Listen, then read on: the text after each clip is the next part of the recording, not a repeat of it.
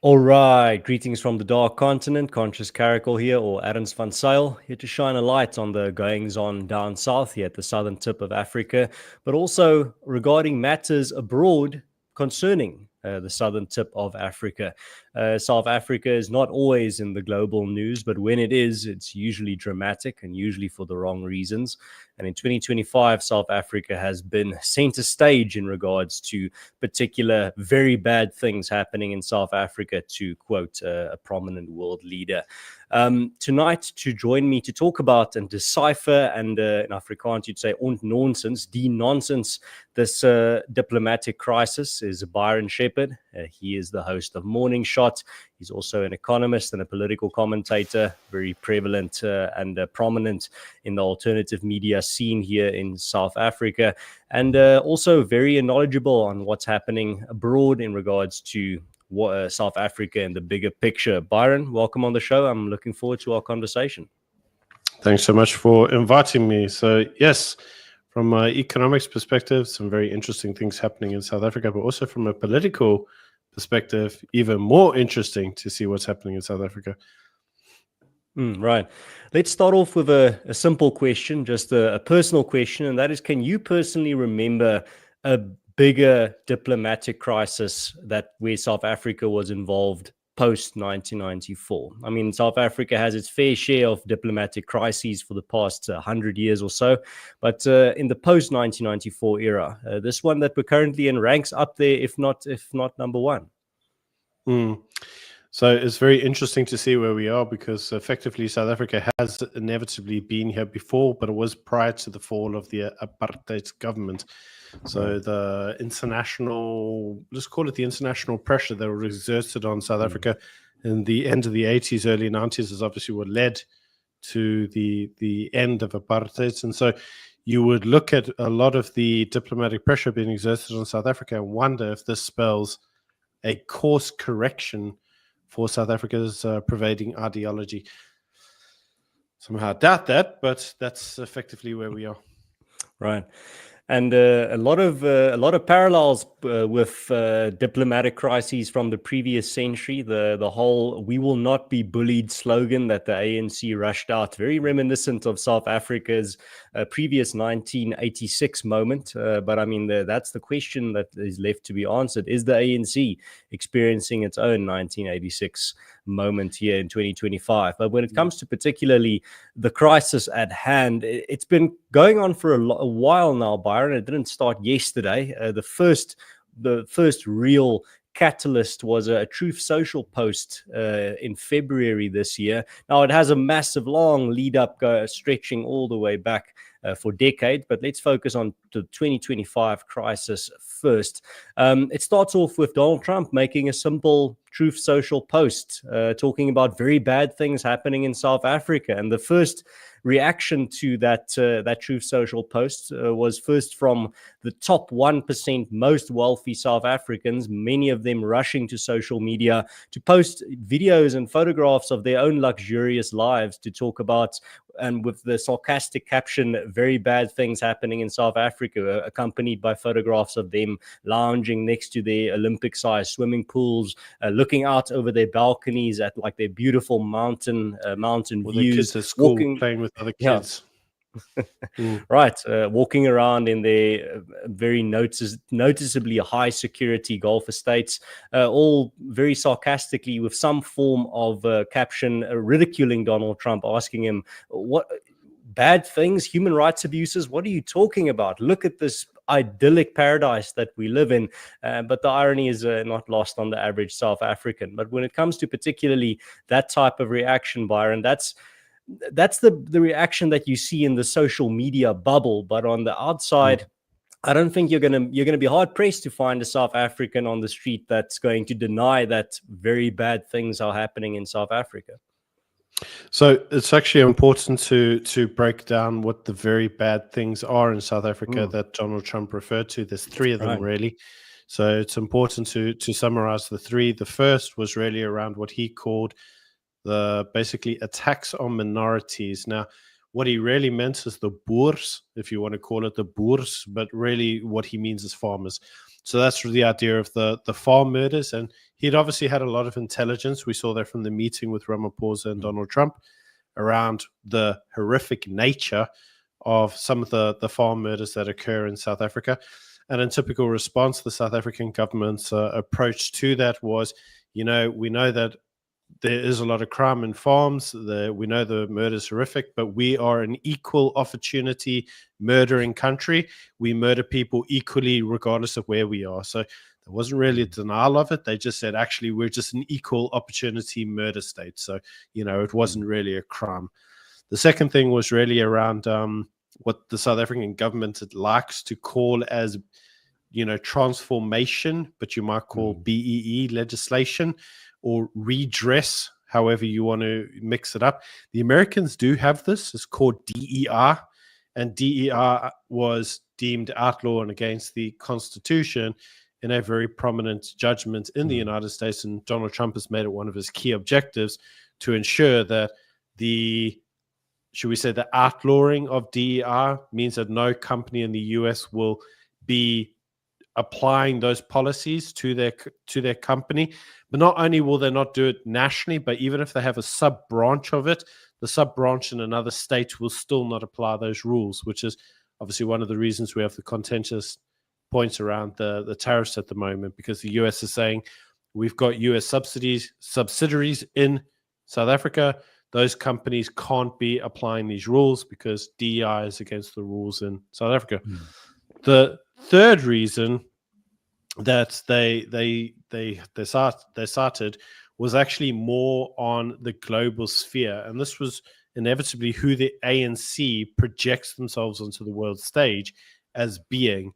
Now, underneath previous administrations, the ANC has always had two hats. They've had the hat at home, which is, their liberation struggle, very left-leaning, very Marxist, Leninist type organization with socialist leanings. Sometimes they're less socialist than they want to be. Sometimes they're more socialist than they want to be. But the reality is they're very left of center. You couldn't consider them to be a center party. But when they go to the international stage, they present themselves as being like a center party, maybe center left, but kind of like a center party that's really there for, the best well-being of the individuals. But that mask has kind of slipped in recent times, and I think that mask slipped quite a lot following the Russia-Ukraine war. As you know, in Russia-Ukraine, they were pressured quite a lot to condemn the actions of Russia in terms of the invasion of the Russians into Ukraine. They said that they were non-aligned. Then they had Russia here in South Africa when they were a sanctioned country. Then they were doing naval exercises with the Russians and the Chinese. Then they had the Cubans here. Then they were sending money to Cuba. Then they were told they couldn't do that. So then they started sending, cash to Cuba for expertise. And then most recently, they took the Israel to the ICJ, then hosted Hamas, then hosted Iran. And so it's inevitably led a sanctioned Russian ship dock here in South Africa. Yeah. I mean, we could just sit here and talk about all just list the examples of all these different blunders of the ANC on the international stage. I mean, on the one side, that's why the mask has slipped. That's why the mask has slipped, because everybody's seen who they are now. Yeah, and I mean, there's an important point to be made here. The problem is not that the ANC, particularly who the ANC is siding with, the problem is that they are trying to pretend to be non-aligned. They're not even doubling down and saying, all right, no, these are our friends, these are our enemies, these are our allies, and we're going to be standing with them. No, they're playing this weird game of thinking that they can tell the Americans and the Western world and all their European allies or European trading partners, no, actually, we don't have any alignment anywhere. We don't pick a side in any conflict. We are the paragons of neutrality. But then when you look at their actions, it's absolutely the opposite. I think that's the most egregious element here. I actually just wish they would just pick a side and just like double down. If they want to pick a side in conflicts or in global geopolitics, then they should just play open cards. But they can't, because it was Mandela who set the policy in the first place. And remember, a lot of these people are attempting to say that they're still abiding by the Mandela era policy of non-alignments. And Mandela famously said, when interviewed about this, you can't tell us who our friends will be, and you also can't tell us who our enemies will be. We'll be friends with everybody because we just want to develop our great nation. Mandela's very famous speech. And so they've attempted to go on this process of non-alignment while still being very aligned. Right. And that's been very obvious. Now, I think with everything that's gone on, when Donald Trump referenced the three things that he said were going on in South Africa: one, obviously the farm murders; two, BEE legislation; and three, the international, should we call it the reputation or the ideology on the international stage. He said that those three things themselves painted a very negative picture. The first was that human rights violations for murder. No one can say murder isn't a human rights violation, because it's the ultimate human rights violation. It's the death of an individual. DEI, as I said, is illegal. And then obviously America took umbrage with us siding with his enemies. So his statement that bad things are happening, kind of factual from his perspective. And then a fourth issue to add there as well is the Expropriation Act, which was made the news. It was breaking news just a week before Donald Trump made his Truth Social post, and this whole crisis was set in motion. Now, the Expropriation Act had been signed in secret in December. It was later revealed already, but it was only revealed to the public in February 2025. So that was also news coming out of South Africa that, of course, Trump and his administration had on their radar. He was talking about the threat to private property rights in South Africa as well. Also, a threat to human rights if the government is telling its citizens, I'm going to confiscate your property based on your identity, and I'm not going to give you anything for it because your identity makes you inherently evil. But it's actually really important for individuals to understand why property ownership was a big problem for the Americans. And that is because effectively one of the key points underneath AGOA is the security, this idea that there'll be security of property ownership. So to actually have AGOA, they needed to have secure property rights, and it was never a problem before. But by adopting that piece of legislation that allowed EWC, effectively they had breached the terms of AGOA. So it was problematic. Now, the fear with anybody, especially in an African context, only because we've seen it numerous times in Africa, but not just in an Africa concept, going to point 3 around the ideology. So, socialist states like Venezuela, where they do adopt these like EWC policies, generally have a history or a track record of going like pretty nuts. And when they go pretty nuts, they do generally tend to have like wholesale land confiscations, which inevitably crash the economies. Now, everybody will talk about our neighbor to the north of us, Zimbabwe, and that's always the fear, right? But what few people tend to stop and think about it, because it's not talked about very often, is that after they had confiscated many of the farms, Mugabe put in place a process that they could actually expropriate without compensation foreign companies. And so they did wholesale expropriate foreign companies. Now, if you're an American and you've got subsidiaries in South Africa and you have the potential that your foreign company could be expropriated, clearly that's a concern. Like, obviously. In terms of the human rights violations, well, that's the easy one. That's just Article 17 of the UN's Declaration of Human Rights, which says that everybody should have the right to own their own property. So that one, you could say, well, it's a violation of that. But ultimately, from an American perspective, the threat of having American entities expropriated, that's the big issue.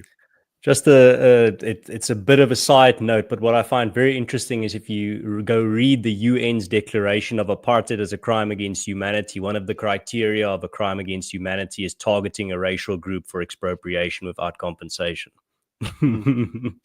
So, I mean, if the ANC want to have that conversation about apartheid as a crime against humanity, they have to admit that, well, if their basis is the UN's criteria for what a crime against humanity is, then they admit that they want to enable expropriation without compensation in South Africa, or pursuing a crime against, pursuing the option of committing a crime against humanity. But more interesting, if the ANC wants to have has that conversation, then I would go back to the original speech that Nelson Mandela made when being freed in 1992. and that was that never again will another people subjugate another people. That was his statement. So, and the people that had subjugated the other people were white peoples or Afrikaners. They would never express oppression from another, being obviously in his context the Boers. But his exact phrase, his exact words were, never, never, never again shall it be that this beautiful land will again experience the oppression of one by another. By all imaginations, that is happening right now. In fact, we frequently hear from the ANC that they are doing this, but it's for redress. But this time there's a smiley sticker on it, Byron, so it's a good thing. So it's a good thing, that's right. But I mean, they are effectively breaking Nelson Mandela's inauguration speech. Actually, you mentioned AGOA, the African Growth and Opportunity Act, earlier in the conversation. And I actually just want to read, there's a lot of criteria to qualify for AGOA, but I want to read 4 because if you actually bother to read the criteria, it just becomes mind-blowing that South Africa is still part of this agreement. Well, now effectively not with the institution of the tariffs. But here are the 4 main criteria from it, and I'll briefly just cover them. Number 1, the country must have or is making progress towards establishing 1, a market-based economy that protects private property rights and minimizes government interference in the economy. 2, the rule of law, political pluralism, and the right to due process, a fair trial, and equal protection under the law. 3, a system to combat corruption and bribery. Hold back your laughter, please. Number 4, do not engage in gross violations of internationally recognized human rights or provide support for acts of international terrorism and cooperates in international efforts to eliminate human rights violations and terrorist activities. Those are 4 of many of the criteria from AGOA. You can't break one of these and you're out. I mean, I just have to, for those, I don't expect everyone to go read these types of documents, but I just want everyone to understand this is not the ANC like on some technicality being no longer eligible, or South Africa now no longer being eligible for AGOA. If you look at the criteria, we have not been qualifying for a long time. So we haven't been for a long time, and for a long time, a lot of people ignored what was going on in South Africa, which is what Donald Trump said. And there's all sorts of reasons for why that may be the case. But the reality is that it's one thing to say that a party has a policy. So EWC as a policy, it's not very good, but it's not a law. And so actually the signing of the law means that you now violate the agreement, because you can't say ANC have a policy of EWC, so it's a violation. It's not until it becomes actual. When that piece of legislation was signed, it's important to remember that during all of the deliberations, when they discussed the whole thing around EWC in the first place, one of the risks highlighted numerous times was the potential risk that AGOA would be cancelled. So it's not like the ANC didn't know; they knew full well this had been highlighted to them as an issue. In terms of the anti-corruption point, this is another thing that Trump drew reference to. South Africa features on virtually every single metric internationally, regardless of what study you look at. When it comes through to corruption, South Africa is on that metric. We are on like every single one of them.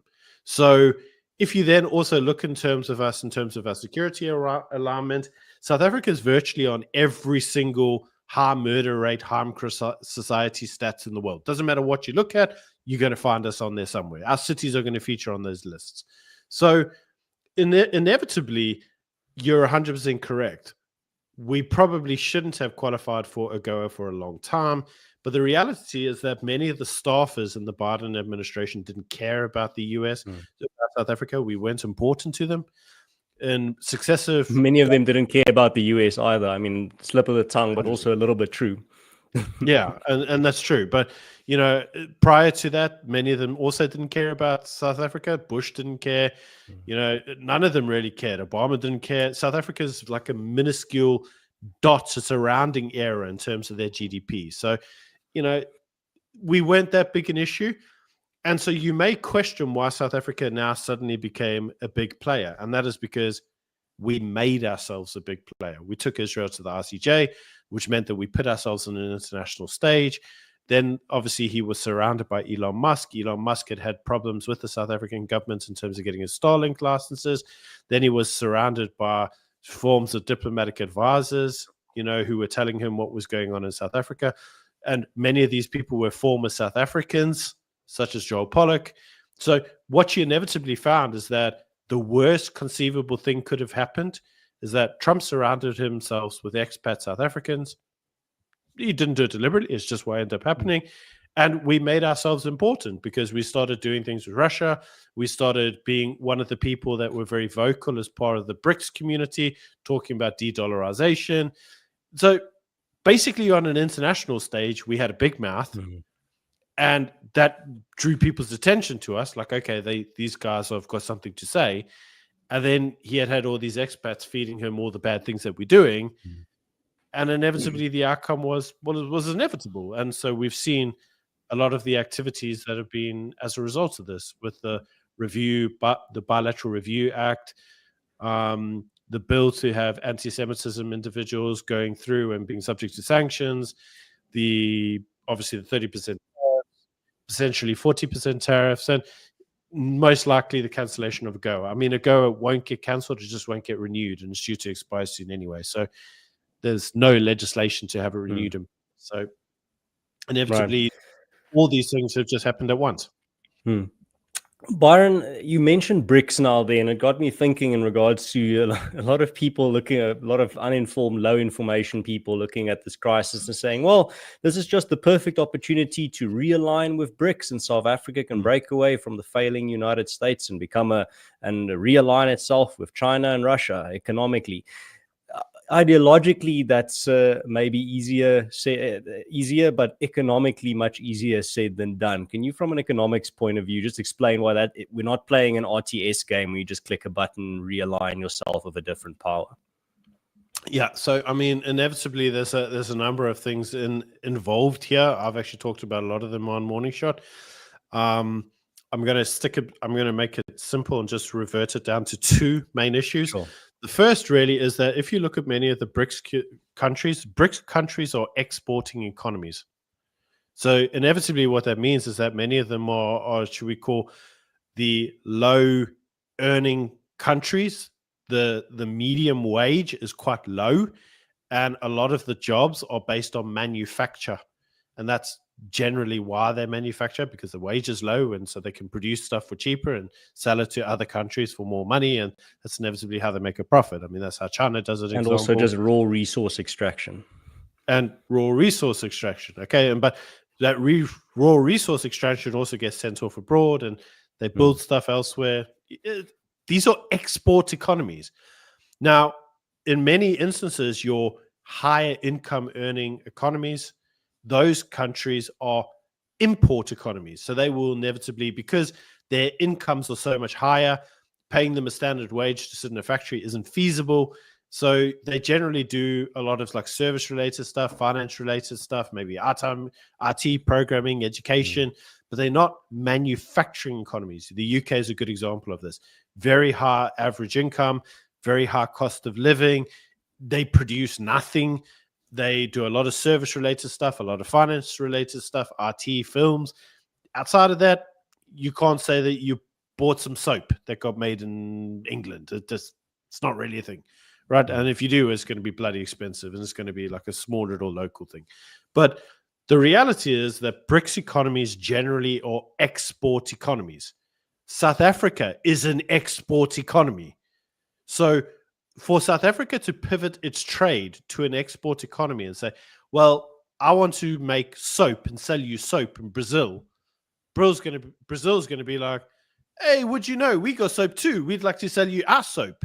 So the reality is they don't want to buy your stuff because they got their own stuff that they're trying to sell you. So the reality is you need an import economy. There's only so many of them, and they're usually the first world countries. Canada, America, England, Australia, those type of countries will be importer countries. Japan, importer countries. Although Japan also does a lot of manufacturing, but it's usually high-end technical stuff, like computers and what else. So you got to understand that to a large degree, the only thing that we can really export to a degree is probably our food. And our expertise and our skilled citizens. Right. And so that's the other thing, right? So it's our food, it's our farmers. You got to be careful about exporting all your food out your country. Just saying, we need to eat too. And the other thing is your skills. Well, you need the skills to build stuff and send it abroad. So that's the first reason it's a problem. The second reason it's a problem is that trade deals take decades to agree. And this is something that Ramaphosa and his administration don't seem to understand. You see, and I know this to be true because you frequently see that they'll do like a commission.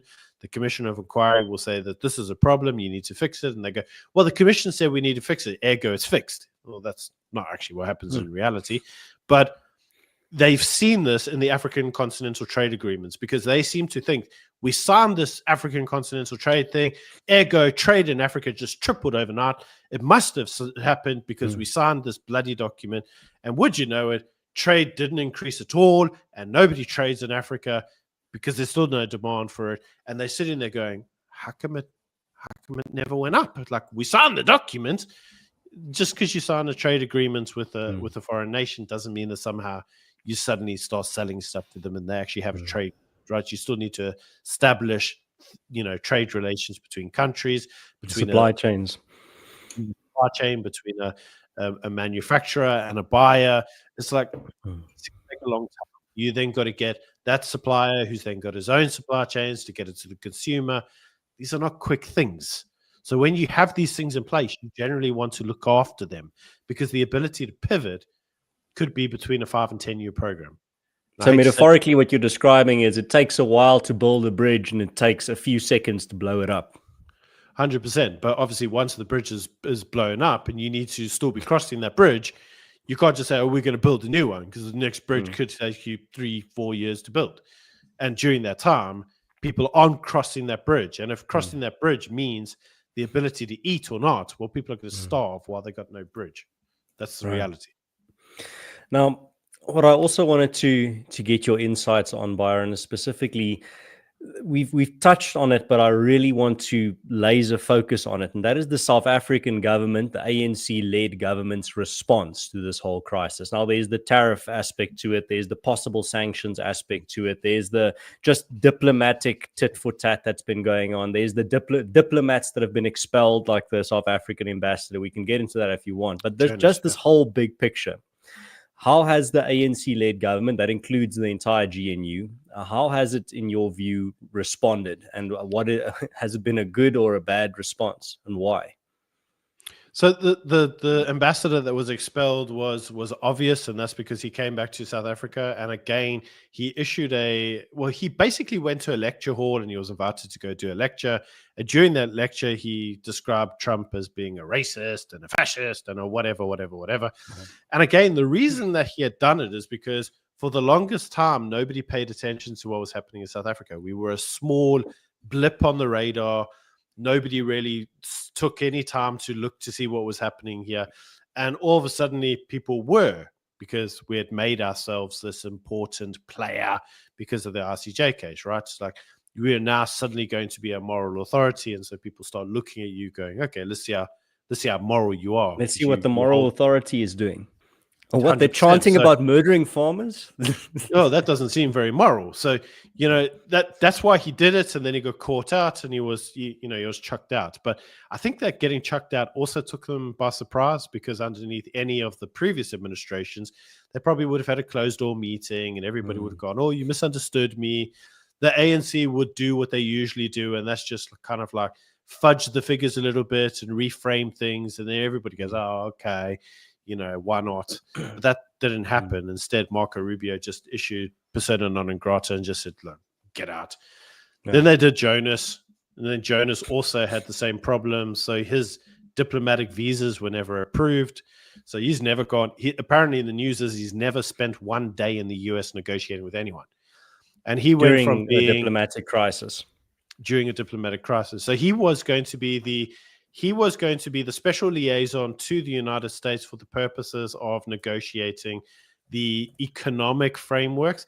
And then after news came out that he might not be desirable, the news the undercover news, like the backroom chatterings, is that they told South Africa he would not be acceptable, and South Africa did nothing about it. But apparently, they claimed they never heard.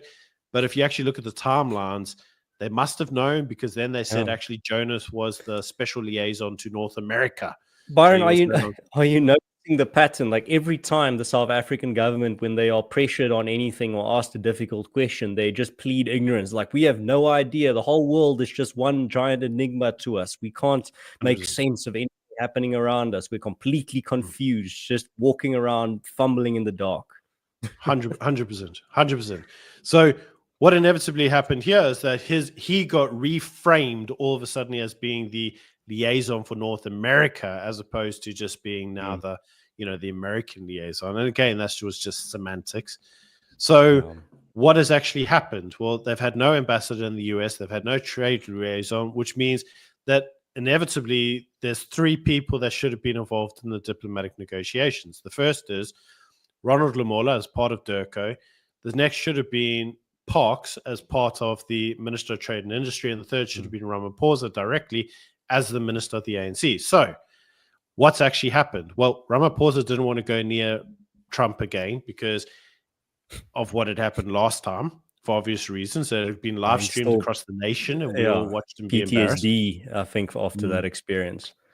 And he thought that he would have a lot of the negotiations away from the cameras at many of the key events. So he had this idea that there would be this pre-BRICS summit thing, then he would be at the G7, the G8, the G whatever, and he would go to all these different events and talk with Trump there. And the worst thing that could have happened, and that's Trump bowed out of all of them. He never went to any of them, and he cited diplomatic issues in his own country, national issues that he felt were more important. So he's never had that opportunity to actually sit down and talk with Trump because of that. Then Lamola and DIRCO is a question in itself. There's a lot of question around the ideological capture of DIRCO under Dango's leadership. There's a lot of individuals that are suggesting that Dango has basically turned DIRCO into an Islamist outpost. And because of that, they have zero like of the West. In fact, they only want to pivot to kind of like an Iranian Islamist type agenda. And we are seeing that in real time. So Lamola was absent. And where was Parks in all this? The news is that Parks did go to some meetings. The other news is he didn't. Parks has been relatively ineffective or inefficient. So he's not negotiated anything. So the reality is nothing happened. It's just missing in action. Just everybody's been missing in action. Yeah. I want to highlight one tweet that was just so funny to me. It's from Crispin Ferry, who's the spokesperson for DIRCO, the minister, or the spokesperson for the Minister of International Relations and Cooperation. So often now this whole bomb is exploding of Mr. Jonas not being present. He's not present in Washington. He's just sitting in Sandton while this diplomatic crisis is getting worse and worse. And the ANC are trying to spin this narrative of, actually, no, Mr. Jonas is completely unimportant. He doesn't really play any role. He's just like this. They're basically making the argument that he's just window dressing. He wasn't ever going to do anything. Out of desperation, they're making this argument. So then I just went and looked. I thought, well, that doesn't sound right. I remember him being built up a lot more than, or hyped up a lot more than just being some figurehead, talking head. So I went back in time using my little time machine, and I went and looked at what did Ramaphosa say when he appointed Mr. Jonas. And so this spokesperson for the Minister of International Cooperation says special envoys and ambassadors do not negotiate regarding trade agreements. And I went back and I read what Ramaphosa said. So here's Ramaphosa's words. Ramaphosa said about Mr. Jonas, in his capacity, Mr. Jonas is entrusted with the responsibility to advance South Africa's diplomatic, trade, and bilateral priorities. He will lead negotiations, foster strategic partnerships, and engage with U.S. government officials and private sector leaders to promote our national interests. So when he was appointed, he's being built up, hyped up as he's going to be the spearhead of South Africa's response to the crisis. Now, a few months later, they're like, no, he's just like, he doesn't really do anything. He wasn't supposed to do anything. He's just a nobody. What are you guys talking about? Why are you hyping this guy up as this important player? Well, you did. You told us he's the key to all of this. So it's actually important to understand what his actual role was, and many individuals haven't really spent enough time considering it. But his actual job was to meet with many of the businesses and the corporations that were effectively benefiting from AGOA in order to encourage them to lobby the government to renew it.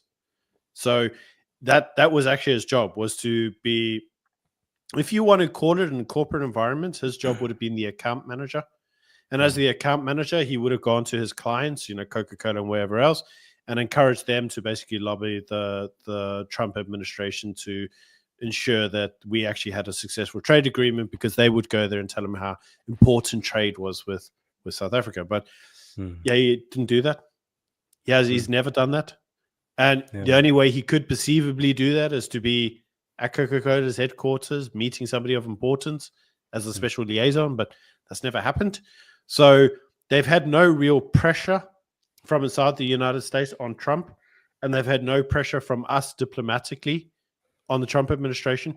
And this has led the Trump administration itself to say they're very surprised that no one from South Africa stepped forward to negotiate. And inevitably, what ended up happening is, because Trump and Ramaphosa were due to have that initial meeting in the US, what happened was that they said, well, because we're going to meet, we're not going to meet the deadline to negotiate. Can we have an extension so that we can negotiate after we've met? And so the Trump administration initially said yes, and an extension was granted to the 7th of August. That was meant to mean that they could then meet, and then they could send forward foreign delegates, and they could negotiate an agreement. Instead, what actually happened is that they met, the media and the ANC's media apparatus tried to then downplay what had happened for weeks after the embarrassment. Then they tried to stay away from the US because of the embarrassment, so no trade actually occurred. And then the net result was that October 7th got closer, and everybody was like, oh, we haven't done this yet. It's kind of like, the night before your homework's due, and then asking your teacher for another extension. And Trump just said, I've given you one already, so I can't give you another. On the 7th of the 7th of August, the tariffs will be coming into effect, to use the ANC government's own words, whether you like it or not. And that's what's happened. Yeah.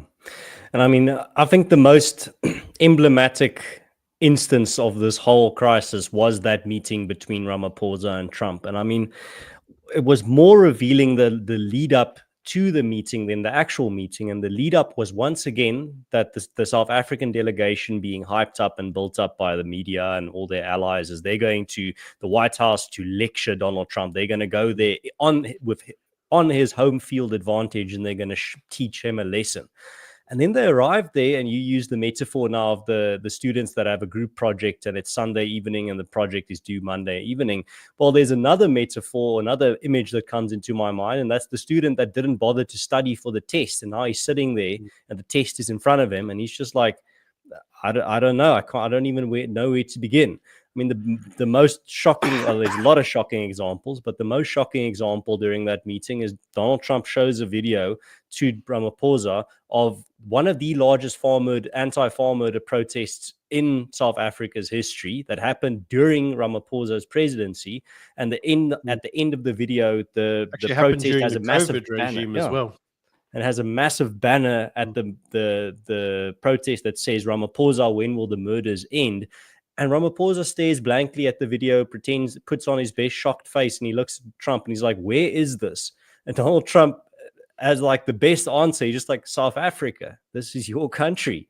And Ramaphosa just looks like he's been shown a photograph of an alien. But that video, everybody's seen like 100 times on Twitter. Like, just spend a little bit of time on Twitter and you'll come across that video. Like I've seen that video. As I said, it was one of the most prominent and one of the largest anti-farm murder protests in history. It's definitely in the top 3 that I've ever seen in regards to how many people were there and how much coverage it got in the media. Okay, but we also have to stop and we have to understand exactly to a degree why Ramaphosa pitched there doing what he had done. And that is because the ANC themselves are masters of manipulating, right? So let us use the example of EWC, expropriation without compensation. Let's talk about what it does. Well, effectively, it takes land from you or property from you and doesn't pay you for it. Well, you could say that there is another definition for that, and that is the intentional deprivation of property from one with the intent of depriving it from them without compensating. That is the direct definition of theft. So you could say it's theft because technically it satisfies the legal definition for theft. So you could describe it as being theft, but the ANC goes, no, it's not theft. It's redistribution. Now, you see, redistribution has such a nicer connotation. It sounds nicer than just saying theft, you know? And then you'll say, well, it's addressing historical injustices. Okay, these are nice little window dressings that or as they used to say, is putting lipstick on a pig. It's still a pig. So the reality, it's still theft. It still counts for the legal definition of theft. But you see, the media in South Africa, and the reason that the president isn't used to this pushback is because, let us use the example in the United Kingdom. In the United Kingdom, they have the leader of the opposition and they have the prime minister every single Wednesday have prime minister's questions hour. And during that, they just have a screaming match between the two of them. The house is always full and they just sit there screaming at each other. Afterwards, the prime minister will usually take questions from the media. And interestingly, a very similar thing occurs in the United States. Whenever the president does certain conferences, there's always medias there. Media can interrupt them and ask him questions. They can push him on things. In fact, you saw it during the whole Ramaphosa exchange where ministers started asking him about getting a free jet from Saudi Arabia and whatever else. They came out with really weird things. And I must admit, even I found that it was strange the way they pushed the president. There is nothing in equivalence in South Africa. The president never answers any journalist questions on anything. His time in parliament is limited to like one event a month that's highly orchestrated and is highly controlled by the Speaker of the House. And get some softball questions that he can just laugh off, make some quip, and then it's done. And if he doesn't want to answer it, he just sits down and just waits for them to stop saying, point of order. So the reality is that Ramaphosa never has to answer the difficult questions, ever. And so he wasn't used to going and sitting down with somebody and they going, I hear your line that it's redistribution, but it's actually theft, isn't it? And I mean, didn't know what to do. There's so many examples of that. I've seen so many interviews in the past where Ramaphosa sits there and a journalist asks them, but there's claims of racially discriminatory laws in your country. What do you say about that? And then Ramaphosa's like, no, it's actually redress. And then the journalist is like, oh, thank you for clearing that up. Next question. And 100%. It didn't happen this time. It didn't happen this time. This time, Donald Trump and his team was just like, no, I actually don't believe you. I don't buy that. I know you call it that, but just because you call your Volkswagen Golfy Ferrari doesn't make it a Ferrari.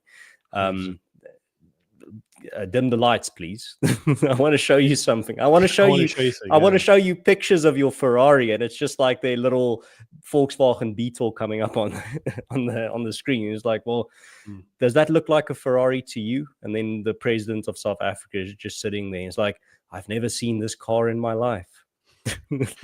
Now, and it's important to understand that this is actually what happened. And so I said it even on Morning Shot that, to a large degree, that's kind of what happened. They went there expecting to pull the wool over the eyes of the Trump administration because that's what flowery language to obstruct reality. 100%. Now, there is a way that we describe this. So in philosophy, we call it a bait and switch. I know you know what that is, but the audience might. And a bait and switch is basically, I get you to say something like, right, Ernest, so you need to tell me something.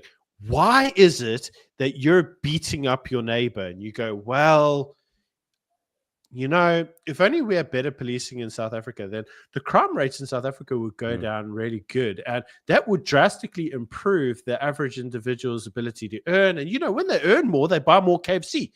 Like, I never actually answered the question, right? But I kind of told a nice story. like I did. I told a nice story. And I told you about, crime should be there and we could all earn more money and then buy KFC. But I never answered the question. It's a bait and switch. And if you then answered it, if you were like a stupid person, which our journalists in South Africa unfortunately are, the next follow-up question would be like, oh, that's interesting. You like KFC too. So what do you like about KFC?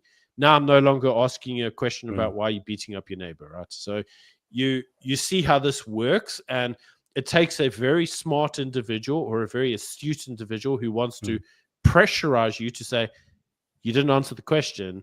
I want to know why you're doing that. And that's what you saw in the US, because that's what he did. He tried to do baits and switches, and they were like, you're not answering the question. Why are you doing this? In fact, let me show you on TV. And maybe he's just too used to dealing with the morons that we have here, the Adrian Bassons of the world. Maybe. I don't know.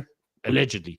So who knows? Maybe that's why. And so when he actually got some actual proper pushback, he sat there with this shocked look on his face. And for once, I actually think that was a genuine shocked look, because I think he knew what was coming.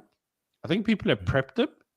And when that song, like of Julia, or that Kill the Boer chant came on TV, you could see his face was like, oh, Julius, I hate you. What did you do to me? Like, he had that I've been caught look, like your hand in the cookie jar and your mom's like, what are you doing? You're showing the thief the CCTV video. And at that point, it's like baits and switch wasn't going to work. Yeah. In fact, the only thing he could then do is like just sit there and be quiet.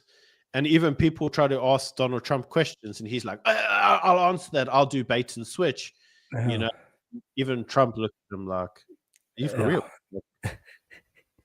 Yeah, and it truly is a disaster. But there's one thing that I also wanted to point out about the nature of that meeting, and that is the fact that the way that Trump has changed the game through making at least a portion of his interactions with global leaders public for the world to see. In the past, when that meeting would have happened between Ramaphosa and his with Donald Trump, it would have been behind closed doors, and South Africans would have relied on second or even third-hand information in regards to what happened behind closed doors.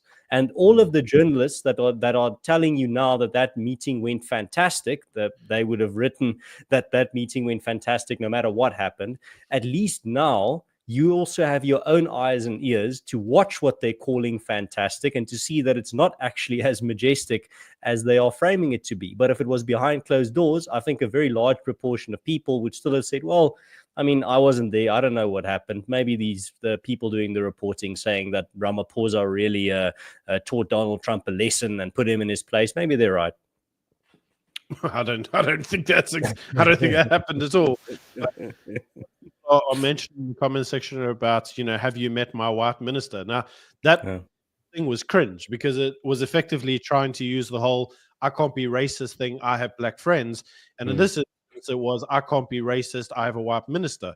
So it was effectively that excuse. And as you know, it doesn't really cut it for white people to say, oh, I've got black friends. You'll still be classed as racist. Many of us just thought, well, you're being a bit disingenuous here with your white minister. But the reality was that's the only reason he took John. Now, the other reason is because a key issue was actually around farm murders, and John is the Minister of Agriculture. So effectively, you're like, I can't be having farm murders and I can't be targeting farmers. Look, my agricultural minister is white. I mean, who would do that? You get white people to kill white people. I mean, that's tell him, John. John, tell him. And unfortunately, John did, because he was a bit spineless in that instance. But, John also he didn't convince anybody, including, the Trump administration. But saying that, the entire thing came across as very bad. I have no doubt that behind closed doors, they probably showed some real evidence. And I'm pretty sure it was very damning. The media's response to it was cringe, like really cringe, because they were all like, well, Cyril just sat there and took the abuse. No, Cyril sat there and didn't know what to say because he had tried. Oh, and he was ambushed, Byron. That's the other word. Ambushed. Like, I'm sorry, but it's not like, you know. I'm gonna tell you something. This is genuine, and this is actually from my experience. So, some of your audience may know that at one point in time, especially if they will watch Morning Shot or watch any of the live streams that I have done in the past, at one point in time, I worked for Cabinet Office in the United Kingdom, and I worked in a media job for the Minister of Transport. But I know that there are certain journalists that we would allow through the press office. We would allow them to come through and do questions with the minister, but the minister needed to be briefed. We wouldn't just allow them to come in there and make the minister look stupid. It just we just wouldn't. So what we would effectively say is we'd say, okay, we'll allow you to meet with the minister, but what do you want to ask him? And they would have to say, okay, well, he has some set of questions. We'll see how it goes, but these are the questions we're going to ask. And we might look at a question and go, we don't want to answer that one, but you can ask these. Or maybe you can touch on this topic, but you can't touch on this. So we would prep them. And now many individuals will say, well, why would you allow that to happen in the media environments? And the answer is because these guys, it's always the same journalists who want to come do an interview and say the minister. It's always the same minister. And if I'm your gatekeeper and as the chief of staff, and we've got a press office there, if you piss me off and you make the minister look stupid, tomorrow morning when you come through and ask to have another interview with the minister, I'm going to say no. I'm going to say, sorry, you're now banned, and so you're not coming through. So what ends up happening is that the journalists play a game. They effectively learn to play the game and make sure that they only do or ask the questions that we approve. Right? So now that you know that, you also know, and I'm pretty sure if that happens in the United Kingdom, that's probably happening here in South Africa, because none of the ministers want to have conversations that make them look stupid. And the reality is that's also probably one of the reasons why some of the answers they give seem pre-rehearsed, because I hate to say it, but the British are better actors than the South Africans. At least there they make it sound a little bit organic, whereas our guys like, I read in a piece of paper that the answer to this is, and everybody can tell it's not genuine. It's prescripted. Comma, full stop. Comma, full stop. Now, one of the things I've noticed in my time in watching the Americans interact, they don't do that. They don't. And I know they don't do that because there's no ways on this planet they would go in and interrupt Trump in the way that they do, and then get him calling them stupid and morons and a failed journalist. Like, that guy's going to be in there tomorrow morning, and he's going to get more of the same because he's the guy that's like the pain in the ass. And that's just the way the Americans are. So when they talked about him being ambushed, it's because none of the questions were pre-provided. He had to go in there and think for himself, and he didn't. So they asked him, they presented him with something, and he froze like a deer in the headlights.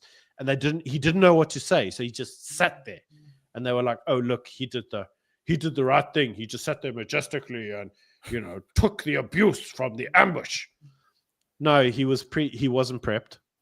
That's the honest answer. Yeah. He didn't But it wasn't even like the things that were presented to him or the things that he was confronted with were unexpected. It was one of the most predictable things ever. I mean, Donald Trump and his administration have been crystal clear about, here are the issues that we care about in South Africa. Here are the points of friction. You should be prepped for those points of friction being uttered or being presented in that meeting. It's not a mystery. The whole premise of an ambush is that you are presented with something that's unpredictable. I think that he was ambushed in that he didn't expect them to play a video for the whole world to see. Yeah. Like that I think was, the whole world was watching, and then they had to watch Julius singing Kill the Boer over and over and over. And just when you thought it was over, it still carried on, and it went over and over.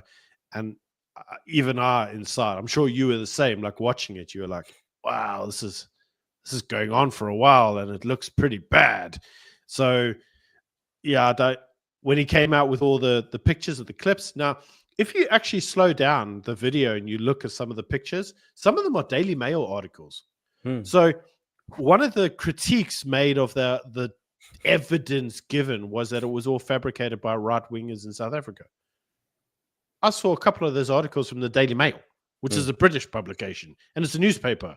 So are we now calling the British news in Britain the local fabricated right wingers of South Africa? Because I'm pretty sure they'd take umbrage with that. So there were things like that. What was he going to say? The stuff was in front of him. What was he going to say? Or that the only thing he could do is like that. I'm pretty sure he's seen that whole cross video too. I guarantee he's seen it. But the only thing you could do at that point in time is just, it's like I've got staff members. You go and you moan at them and you say, well, why didn't you do this? And they go, you didn't train me. It's just like, deny you knew.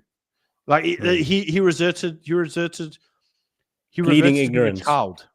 He was like, oh, I don't know. You didn't tell me. I've never seen it. I'm completely oblivious to what's going on in my country. You can't blame me. I'm guaranteeing you he's seen that video. Like probably every person watching right now has seen that video. Like we had all seen it. Byron, the last thing that I wanted to talk to you about before we start wrapping up is global perceptions about South Africa and the ANC. It's a nuanced topic, but from your perception, from the things you've read, from how, the many opinions abroad from both individuals and administrations have changed very clearly and drastically regarding South Africa and the ANC. What are some of the changes in perceptions that you've seen personally that you think are notable? This is actually a very hard one to answer, right? So you got to.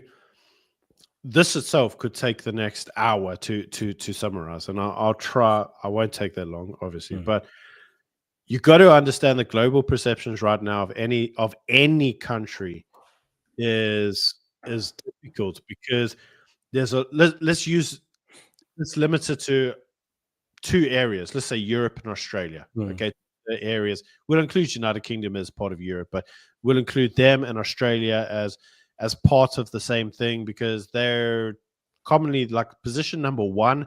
Most South Africans, when they immigrate, they go to the UK. Second choice is usually Australia, and then followed by New Zealand, with fourth choice being Canada and then America. And that's usually because it's like by ease of entry. So you find that a lot of people have British ancestry, so they go there, and the British also want a lot of skills, and Australia imports a lot of skills. So kind of we'll take those regions, right? The UK has a very big, sizable Muslim population now, to the point where the number one peer group that a lot of politicians are aiming to appease are Muslim voter bases. That's a fact. And they're saying by 2040, 15% of the population will be believers of Islam. By 2100, the year 2100, they're saying over 50% of the United Kingdom will be Islam. And we're not talking the fluffy Islam of Saudi Arabia. We're talking the hardcore Islamist type stuff of like Afghanistan and Iran.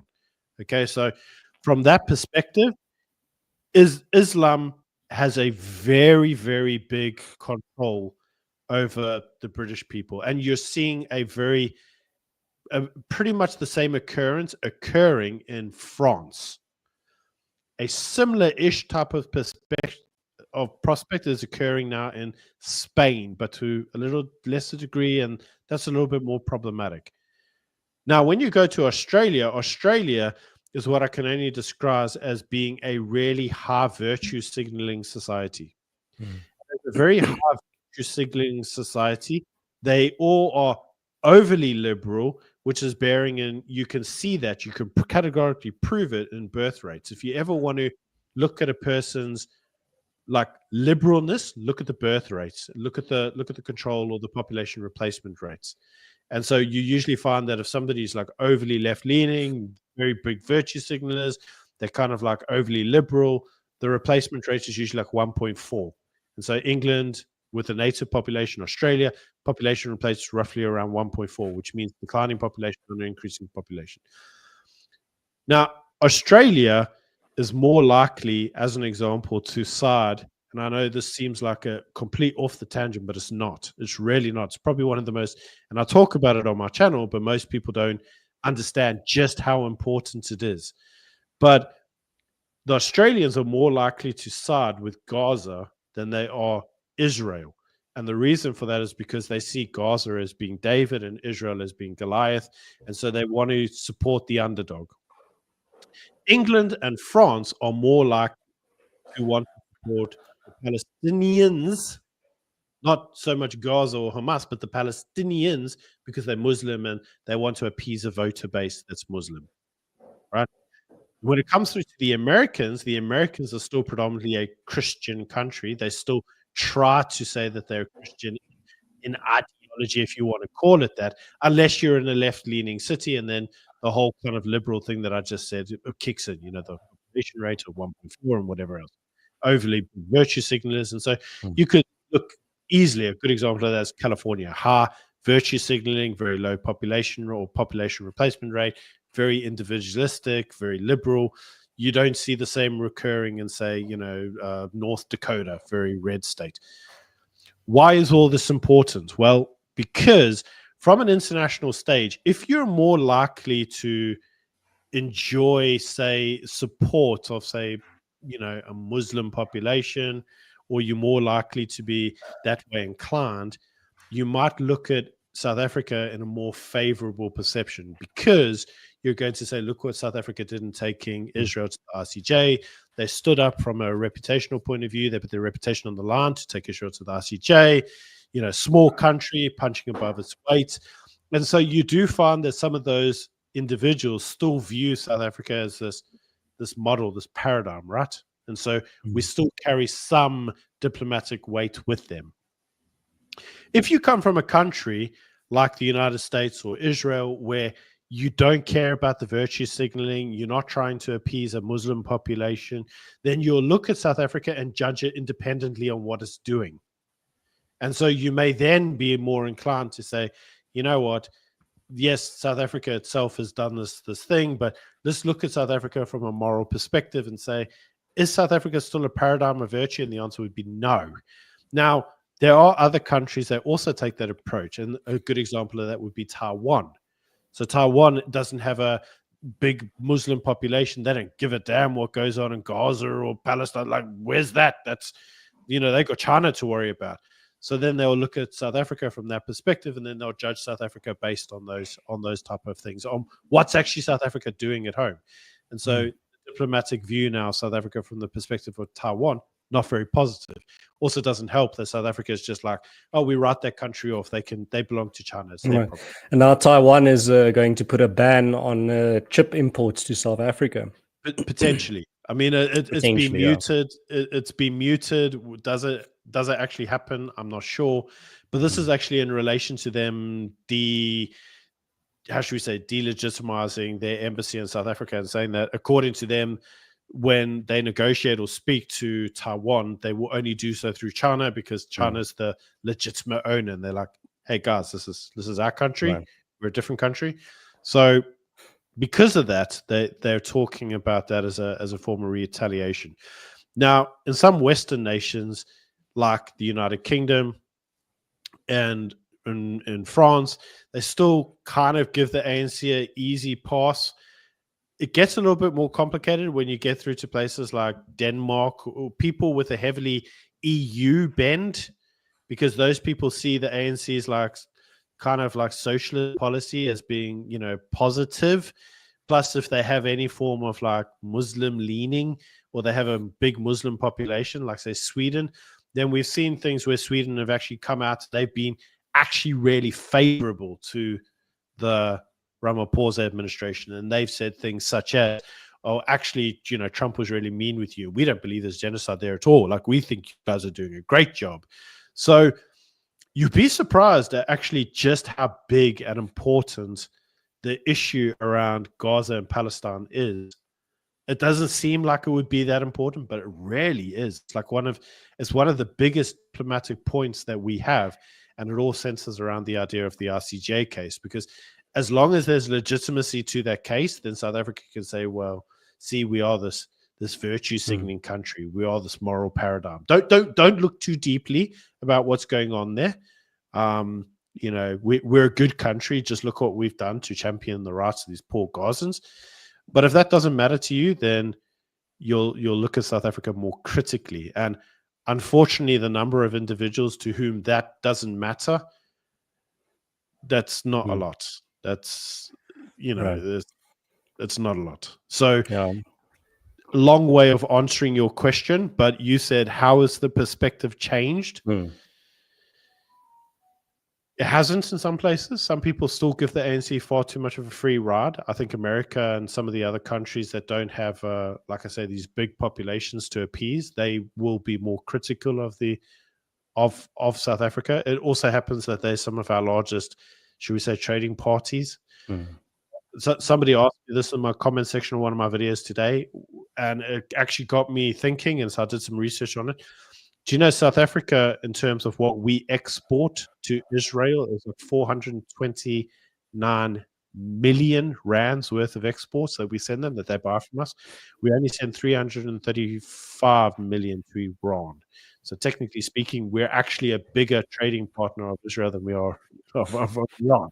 So you wouldn't think you'd go and piss off one of your large trading partners, but that's not the way the ANC works, because coming back to what we said earlier about Durka ideological capture.